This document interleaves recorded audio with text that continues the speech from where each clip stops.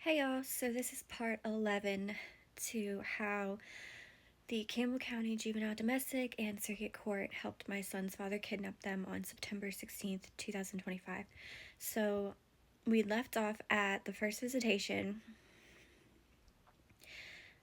After I went home with my son, I put him down for a nap, and within 15 minutes or so, he woke up screaming. He was just crying for me, just mama, mama, but like screaming it. So I ran upstairs, picked him up, and tried to figure out what was wrong. But he was just clinging to me and crying. So I tried to put him back down, and he wouldn't go back. The rest of that day was really difficult. My son wouldn't eat anything, and he wasn't talking. He seemed really like withdrawn into himself, and he was terrified to let anybody in the house out of his sight. I couldn't leave the room without him. He would have a complete meltdown within seconds. My mom couldn't leave the room, my dad couldn't leave the room. When my brother got home, my son was just clinging to him and didn't want him to leave. So we all spent the day really close to my sons, and that night I put him down for bed, and he woke up again, I think 10 minutes later, screaming. I thought he was having a seizure. He was shaking so badly. He was just violently shaking from head to toe and just screaming. And he kept screaming for me, and I was like, I'm right here. So he's just crying mama, mama over and over again. And it was like he couldn't see me. So his eyes were wide open, but he couldn't see me. I was holding him, and I'm holding his face, and I'm saying, baby, I'm right here. I'm right here. You're safe. You're okay. And he didn't respond to me at all. So I took him into my parents' room to get help, and they got up and they held him, and we were all just trying to calm him down and soothe him, but he's just looking around like he doesn't see any of us, and he's just crying and screaming and still calling for me. So after about 10 minutes, his breathing slowed down and his tears slowed down, and he asked for grandma.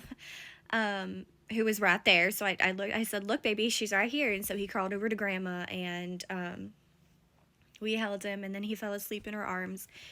So I put him back to bed, and he would wake up every 20 minutes or so doing the same exact thing. That was the next 3 nights. So all day long for the next few days, he would be incredibly clingy to all of us. He didn't want any of us leaving the room, especially not leaving the house without him.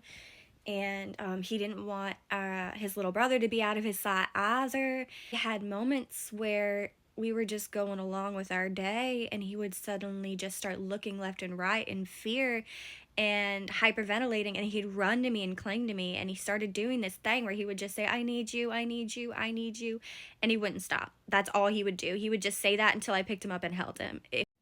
So I called the doctor and left a message Sunday because I was like, something's wrong. He's sick. And Monday, they called me back. We talked about what was going on, and I was like, he needs to be seen.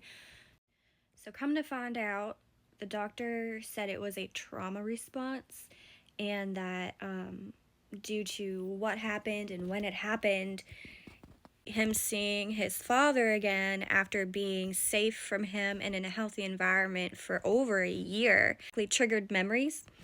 And since he wasn't even 2, his brain didn't know how to process any of it, and he was just afraid. They were like, visitation is not good for him right now, and he needs to get help.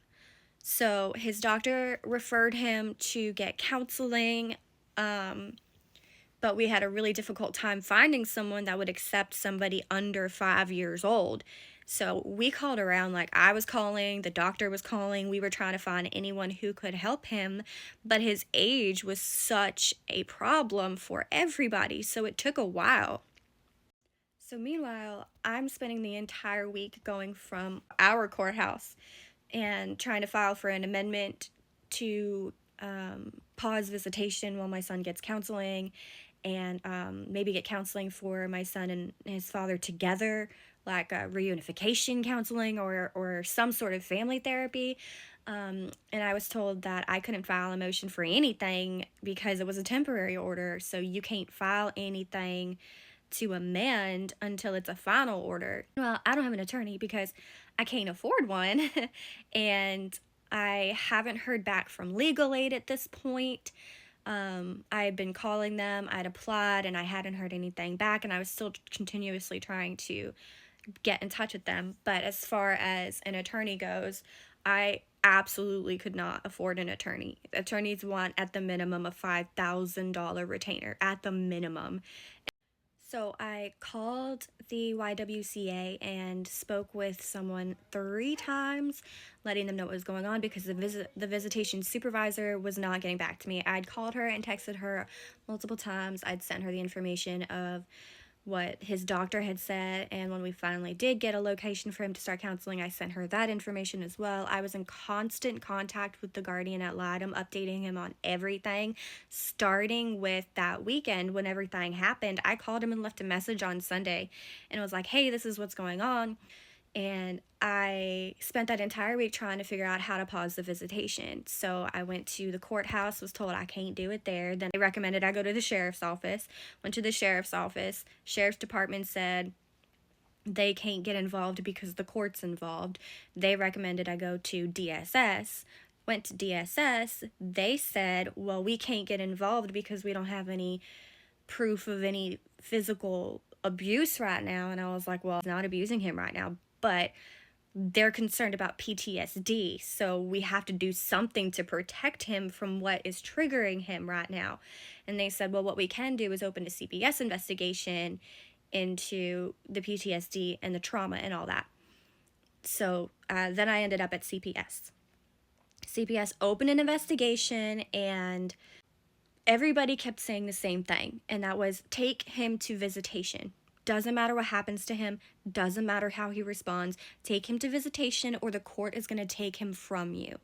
So I had to sit there and make a choice between my son's mental health and well-being or putting him in the presence of the man who had physically, emotionally, and psychologically and other ways abused him for the first 8 months of his life.